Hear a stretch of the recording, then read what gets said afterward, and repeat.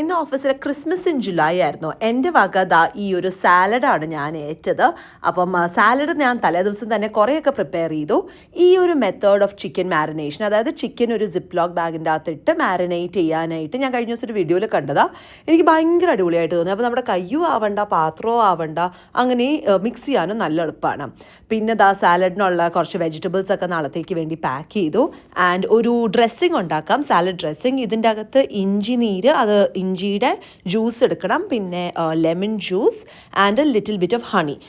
ഇതെല്ലാം നന്നായിട്ടൊന്ന് മിക്സ് ചെയ്തിട്ടുണ്ടെങ്കിൽ നമ്മുടെ സാലഡ് ഡ്രസ്സിങ് റെഡിയായി. ആൻഡ് സാലഡ് ഡ്രസ്സിങ് നമ്മൾ സെർവ് ചെയ്യുന്നതിന് തൊട്ട് മുമ്പേ ഒഴിക്കാൻ പാടുള്ളൂ.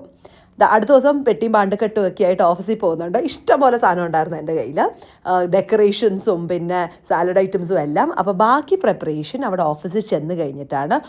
ഇവിടെ ഓസ്ട്രേലിയയിൽ ആക്ച്വൽ ക്രിസ്മസ് സമ്മറിലായതുകൊണ്ട് ക്രിസ്മസ് ഇൻ ജൂലൈ എന്ന് പറഞ്ഞൊരു ചടങ്ങുണ്ട്.